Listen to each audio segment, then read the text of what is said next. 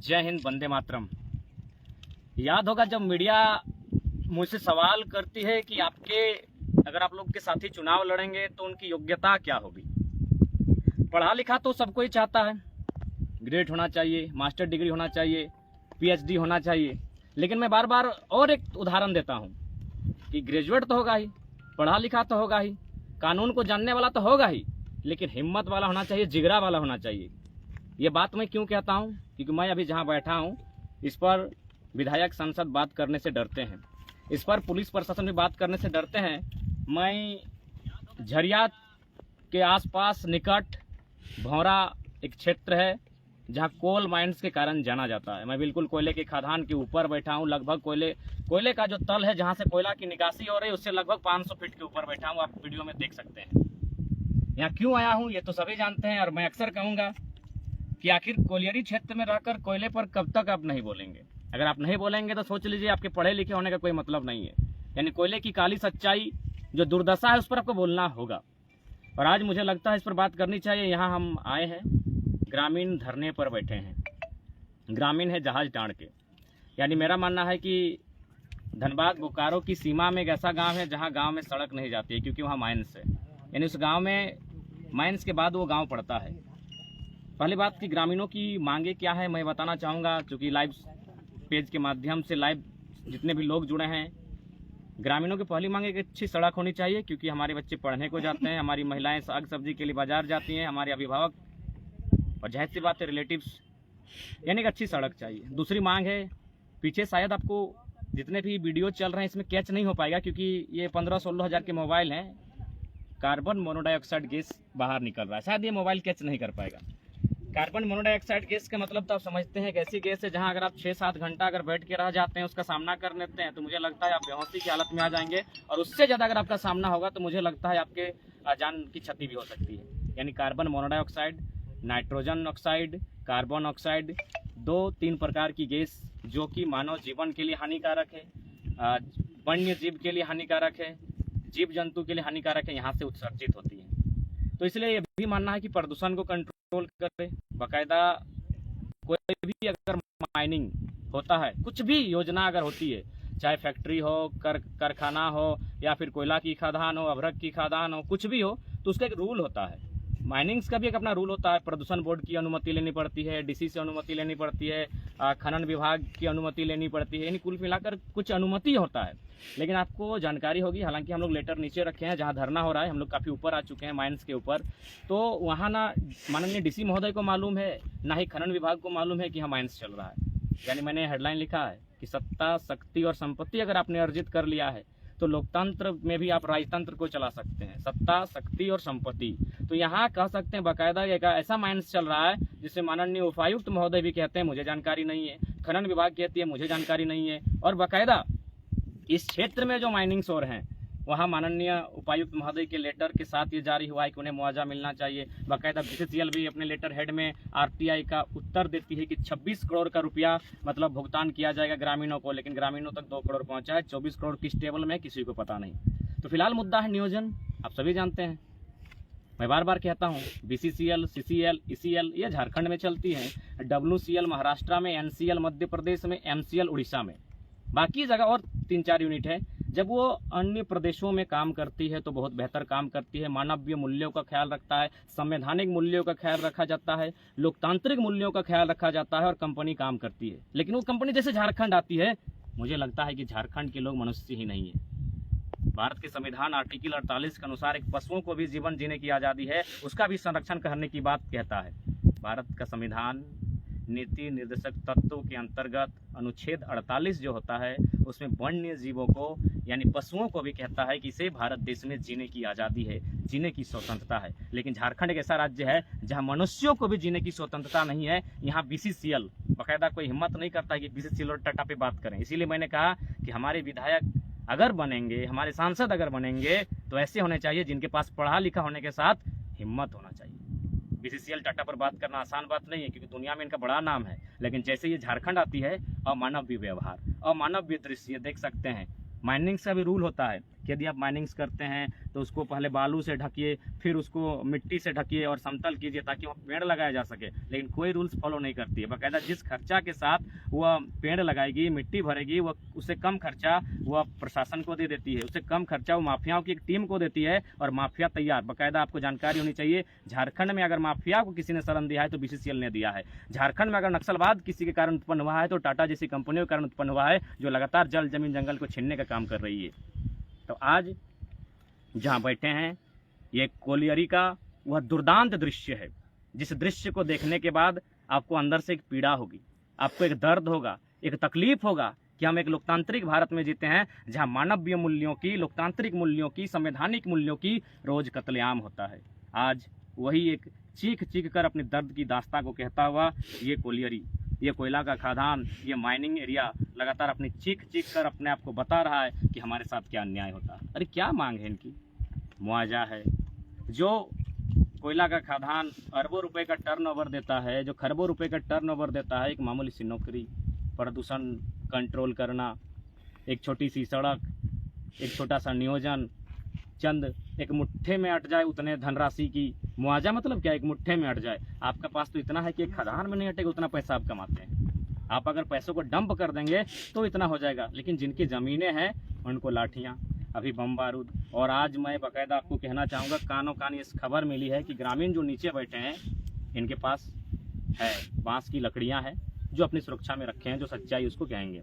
लेकिन अगले जो है माफिया हैं उनके पास आधुनिक बम है, आधुनिक हथियार हैं। और लोकतांत्रिक देश में जो कहती है कानून का डंडा बहुत दूर तक जाता है, कानून के हाथ बहुत लंबे हैं, कानून के सामने बमबारी होती है, लेकिन अब तक कोई FIR नहीं होता है। आज ऐसी घटना घटने की पूरी संभावना है, क्योंकि 8 दिन से माइंस बंद है और जानते हैं कि माइंस बंद होना यानी कितना माने झटका लगता है। अरे झटका लगे तो लगे, हमारे जीवन का सवाल है। हमारे पूर्वजों की रहती ज़मीन जहाँ कभी फसलें उगाते थे, जहाँ कभी हरे हरे मैदान हुआ करते थे, इसको काले हीरे के कारण प्रदूषण में और मौत के खंडहर के रूप में आपने तब्दील किया है।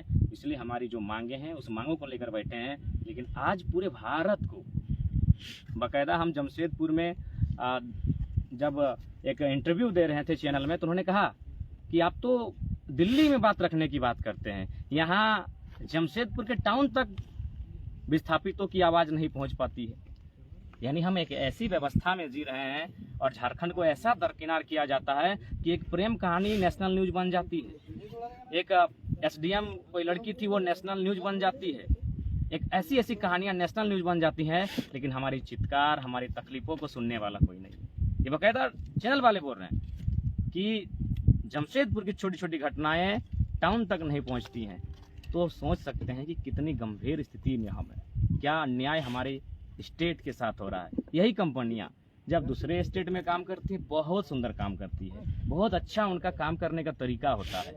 ज़मीन अलॉटमेंट करने का तरीका, अलॉटमेंट किया गया ज़मीन में मकान, बाकायदा मकान बना कर देते हैं। यहाँ तो मकान तो छोड़िए, गांव का गांव बर्बाद हो चुका है। और बार बार जिक्र करते हैं दामोदर नदी का बायां साइड का किनारा, जहाँ जहाँ तक दामोदर नदी की धारा बही है वहाँ कोयला के खदान है। और उन कोयला के खदानों में जिनका 1 बित्ता ज़मीन नहीं, जिनका 1 इंच ज़मीन नहीं गया है, आज वे लोग, वे माफिया, आज वो करोड़ों नहीं अरबों का टर्नओवर करते हैं, आज अरबों की संपत्ति एकत्र करके बैठे हैं। और जिनका पुरखों का 4000 साल से खेती बाड़ी करने का इतिहास है, आज वो लोग दर बदर की ठोकरें खा रहे हैं। आज कार्बन मोनोडाइऑक्साइड के साये में जी रहे हैं, आज प्रदूषण, आज बीमारी और आज गरीबी तंगहाली के साये में जी रहे हैं। क्या लोकतंत्र की स्थापना इसीलिए हुई थी?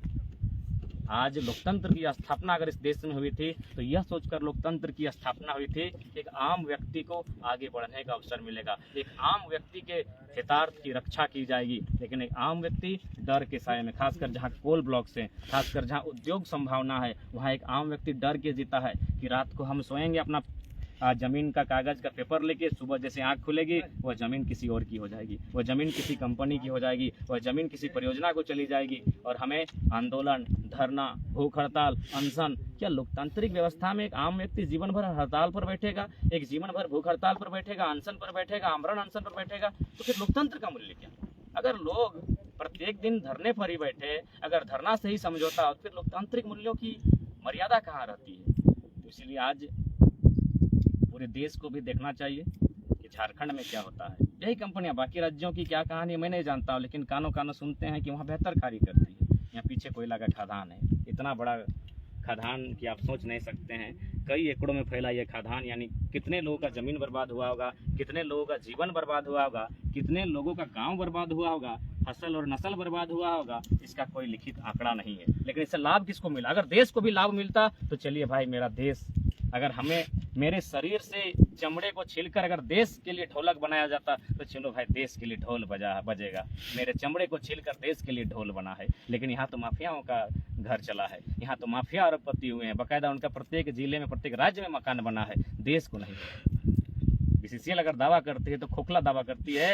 ये जो कोयले की काली कमाई, उसका अगर 25% और 30% भी अगर देश तक गया होगा तो संभव है गया होगा, बाकी सब माफियाओं के पास जाता है, बाकी सब विधायक सांसदों के पास जाता है, और छोटे छोटे गुंडे तो इतने हैं कि कहिए मत, जिनका कोल ब्लॉक से ऐसा मंत्री आता है। इस बात पे आप इनकार नहीं कर सकते हैं। तो आज देख सकते हैं, जहां हम गर्व से कहते हैं भारत दुनिया का सबसे बड़ा लिखित संवैधानिक देश है, हमारा संविधान दुनिया के सबसे बड़ा लिखित संविधान है, और उस देश में अगर किसी का कत्लेआम इस प्रकार होता है तो यह दुर्भाग्यपूर्ण विषय है। इसलिए साथ ही मैं संदेश देना चाहूँगा, बड़ा अफसोस लगता है कि हमारी इतनी बड़ी आबादी, इतनी बड़ी जनसंख्या, कोयला की खदानों की ज़मीनें हमारी, लेकिन आज माफियाओं के पास अरबों रुपया है। यानी कहीं ना कहीं हम भी दोषी रहें, हमारे लोग कहीं ना कहीं डरे सहमे रहें, जिन्होंने अपने हक अधिकार को समझौता कर लिया, लेकिन लड़ने का साहस जिन्होंने किया उनको भले शहादत हुई, लेकिन मुझे लगता है इस पीढ़ी को फिर से शहादत के लिए तैयार रहना होगा। यही शायद भौरा में सुरेश महतो की प्रतिमा है ना, सुरेश महतो, उनकी अगर आप कहानी सुनेंगे तो कठोर आदमी, जो पत्थर दिल इंसान भी, उसकी आंखों से आंसू आएगा, किस प्रकार उस इंसान को हत्या किया गया था। इसीलिए हम बार बार कहते हैं, जमीनें हमारी, कत्ल होगा हमारा, और अरबपति बनेंगे कहाँ? गैर झारखंड के लोग जिनके बाप का एक बित्ता जमीन नहीं गया है, तब पीड़ा होता है। अरे ठीक है, उनके पास बंदूकें हैं, तोपें हैं, एक बात याद रखिएगा, तोप को चलाने में भी एक ऊर्जा लगती है, बंदूक को भी चलाने में एक ऊर्जा लगती है। जब उसकी ऊर्जा समाप्त हो जाएगी तब तुम अटैक करो, तब तुम री अटैक करो। फुटबॉल का मैच होता है, कोई टीम अगर हमलावर होती है तो कोई टीम उसको डिफेंड करती है, जैसे ही वो कमजोर होती है यह हमला करती है। लेकिन हमारे लोग डरे सहमे कुचले लोग, आज ठीक है उनके पास, उनके हाथों में हथियार था, उनके हाथों में तलवार था, लेकिन एक लिमिट समय तक ही उस तलवार को चला सकते हैं, वो दिन भर नहीं चला सकता है। हमें इंतजार करना था, जब वो थक जाता तब हमें हमला करना चाहिए था। लेकिन आज सुरेश महतो की कहानी एक बार रिपीट करते हैं, चूंकि हमने किताबों में पढ़ा है, और दूसरी बात लोगों से सुना है। वह चूंकि हमेशा इसी प्रकार, जिस प्रकार आज हम लोग बात को रखते हैं, निडरता से बीसीसीएल और टाटा खिलाफ बोलते हैं, सुनने में आया कंपनी के लिए लड़ते थे, कंपनी के खिलाफ लड़ते थे, रैयतों के अधिकार के लिए। बहुत बुरी तरीके से उस इंसान की हत्या की गई थी। अगर जिसके मैंने हृदय में पत्थर है वो भी अगर सुनेगा तो शायद आंखों से आंसू आ जाएंगे। हाथों को काटा गया, पाँव को काटा गया, मैंने इस प्रकार से तड़पा तड़पा के उस शख्स की हत्या हुई थी जिसकी आप कल्पना नहीं कर सकते हैं। और ये लोग जिनका एक बित्ता जमीन नहीं गया वो अरबपति हैं, और आज फिर हमें धमकी देते हैं कि मार देंगे, काट देंगे, बम बारूद कर देंगे। तो ऐसे में आज इस युवा पीढ़ी को, जो रैयत हैं, जो भी स्थापित हैं, उस युवा पीढ़ी को भी आज कमर कस के तैयार होना होगा। या तो इस भूमि में, खासकर कोल सेक्टर में, या तो माफिया रहें या तो रैयत रहें। इस बार लड़ाई आर पार की लड़नी होगी, जो भी सामने आएगा। इसीलिए मैं दुखी होकर इस बात को बोलता हूँ कि हम दो, हमारे दो नहीं। सुरेश महतो की हत्या को याद कीजिएगा, इन्हीं लोगों ने हत्या किया होगा जो लोग आज बम बारूद की बात करते हैं। अपने खून को बिल्कुल दबका के रखिएगा, किस प्रकार हाथ काटा गया, पांव काटा गया, एक एक करके तड़पा तड़पा के उस शख्स को मारा गया। यहीं भौरा में आपका रोड के किनारे उसकी प्रतिमा है। सिर्फ प्रतिमा पे माला मत चढ़ाई जाए, उसके इतिहास को जानिए कि उस इंसान के साथ कितनी दुर्गति के साथ उसकी हत्या की गई थी। अब उस पीड़ा को अपने यहाँ पर रखिएगा और स्पष्ट कहेंगे, ये जमीनें हमारी है, इन माफियाओं के बाप की नहीं है। ठीक है, मारेंगे, इनके पास ताकत है, इनकी पहुंच दिल्ली तक है। याद रखेगा, वक्त मजबूत होता है, वक्त बलवान होता है, इंसान बलवान नहीं होता है। बस अपनी पीढ़ी को याद दिलाइएगा, इस नाइंसाफी को अपनी पीढ़ी को याद दिलाइएगा। हिम्मत होगा तो एक दिन बदला लेंगे, रिवेंज लेंगे। कानून कोई काम का नहीं है। माननीय डीसी का लेटर में लिखा है कि मुआवजा दीजिए, माननीय एसडीएम का लेटर में लिखा है मुआवजा दीजिए, माननीय सेक्रेटरी का लेटर में लिखा है कि प्रदूषण को कंट्रोल कीजिए, दामोदर नदी को मतलब प्रदूषण से मुक्त कीजिए, दामोदर नदी में किसी प्रकार का डंपिंग नहीं हो। उसके बावजूद अगर माइनिंग से काम हो रहा है तो आप किससे उम्मीद करते हैं? डीसी का लेटर का मन अनसुनवाई की जा रही है, एसडीएम के लेटर की मतलब सुनवाई नहीं की जा रही है, सेक्रेटरी से जो लेटर आया है उसको नहीं मान रहे हैं, तो आप कहाँ जाएंगे? इनकी पहुँच दिल्ली तक है, आपकी पहुँच दिल्ली तक नहीं है। किसान की पहुँच खेत तक होती है। ये तलवार चलाने वाले हैं, ये बंदूक चलाने वाले हैं, इनकी पहुंच देश से बाहर हो सकती है। इसलिए आज मैंने गलत नहीं कहा है। बार बार लोग हमसे कहते हैं, एक मेरा 30 सेकंड का वीडियो चलाते हैं कि 32 के बारे में आप क्या बोले। मैं रिपीट करता हूं, मैंने यही कहा है कि 1932 झारखंड का मुद्दा है, गंभीर मुद्दा है, लेकिन सबसे बड़ा मुद्दा जमीन संबंधित है। कोयला की खदानें हैं, जहाँ फैक्ट्रियां हैं, जहाँ कारखाने हैं, ये सबसे बड़ा मुद्दा है जो मेरे पीठ के ठीक पीछे है। मैं अपनी बात पर स्टैंड हूँ। बिल्कुल सबसे बड़ा मुद्दा यही है, जहाँ अमानवीय तरीके से हमारी जमीनों का अधिग्रहण किया जाता है और बदले में छोटी कोड़ी नहीं मिलती है। इसीलिए बाकायदा मैंने इस बात को रखा कि कोल फील्ड में रहने वाले लोग मुझे अच्छा कहें, मुझे गाली दें, मेरी बातों को सुनकर हंसे, मुझे फर्क नहीं पड़ता है। हम दो हमारे दो नहीं, हम दो हमारे चार होना चाहिए। दो को पढ़ाइए लिखाइए, दो को इंजीनियर डॉक्टर बनाइए, दो में से एक को संवैधानिक तरीके से लड़ाइए। अनशन, धरना, लिखित, जीएमसी मीटिंग, एक को संवैधानिक तरीके से लड़ाइए। और यदि लड़ते लड़ते उसका कुछ भी होता है तो चौथा के हाथ में हथियार थमाइए और जिनके कारण आपको नुकसान होता है उसको जो करना है। अगर हमारी हत्या होती है तो हमें भी अब रिवेंज करने की आवश्यकता है। अगर आज चुपचाप ठहरे बैठे हैं तो मुझे लगता है जिस प्रकार इस दृश्य को देखने के बाद क्या लगता होगा, कम से कम यहाँ 1000 की आबादी जरूर होगी। ऐसे ऐसे 1000 दृश्य हैं, तो 1000 को अगर 1000 से गुना करेंगे तो देख लीजिए, 100 से गुना करेंगे तो 100,000 यानी 1 लाख। 1000 को अगर 100 से नहीं 1000 से गुना करेंगे 10 लाख। ऐसे ऐसे हजारों कोल ब्लॉक्स होंगे हमारे राज्य में, यानी हजारों लाखों लोगों की इसी प्रकार हत्याएं हुई है।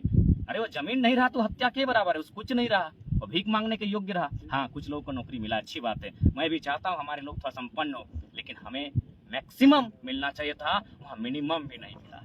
इसीलिए मैंने पीड़ा में दुख और दर्द के बाद इस बात को कहा था कि हम दो हमारे दो नहीं, चार। एक के हाथ में हो हथियार, वह मुकाबला करेगा, वह प्रतिकार करेगा, वह इंसाफ का जो हमारे साथ अन्याय हुआ है उसका बदला लेगा। बाकायदा मैं इस बात को कहता हूँ, आज भी कहता हूँ। लोग हम आने वाले दिन रहे या ना रहे, लेकिन जो पीड़ा देख रहे हैं इस पर तो आज खुलकर बोलना होगा, खुलकर बात करना होगा। क्योंकि आज अगर हमारी जमीनें नहीं रही, आज अगर इसी प्रकार हम सताए गए तो एक दिन इस जमीन जो भूभाग हमारा था, जो भूखंड हमारा था, आज भी है, तो वो भूखंड हमारा नहीं होगा। इसलिए आज झारखंड और खासकर कोल ब्लॉक्स में रहने वाले तमाम लोगों को मेरा संदेश होगा, स्थिति गंभीर है। ये माफिया, ये दबंग इनकी भूमि नहीं है, ये भूमि हमारे पूर्वजों की है, ये भूमि सरकार की भी नहीं है। जब सरकार नहीं पैदा हुई थी उससे पहले से हम यहाँ जोत कोड़ करते हैं। और बहुत सारे लोग तर्क देंगे कि भूमि आपके बाप, और आप इस तरह की बातें कहेंगे कि पैदा किया है, तो हाँ उनसे कहिएगा ये जंगल था, ये पहाड़ था, इसको हमने काट कर बनाया है, अपने परिश्रम से बनाया है, अपने पसीने से बनाया है, इस बात को कहिएगा। मैं आज इस लाइव वीडियो में सेक्शन में इतना ही अपनी बात को रखता हूँ। फिलहाल हम लोग भौरा में है और जैसा कि दृश्य बन रहा है, माफिया लोग तैयार हैं उस दिन की जो घटना थी उसे दोहराने के लिए, लेकिन हम लोग डटे हैं क्योंकि हम आखिर कोलफील्ड में रहेंगे और इस गर्दन की कब तक दुहाई मनाएंगे। कभी ना कभी इस गर्दन को इस धर से तो बगावत करना होगा कि तुम अपने रास्ते मैं अपने रास्ते। आखिर ये गर्दन कब तक चुप रहेगा? क्योंकि इसी गर्दन के ऊपर आंखें हैं, इसी में जुबान है, इन्हीं आंखों से देखना होगा और देखने के बाद बोलना होगा, नहीं तो फिर आने वाली पीढ़ी हमारी अंधी गूंगी बहरी हो जाएगी। तब तक के लिए जोहार झारखंड।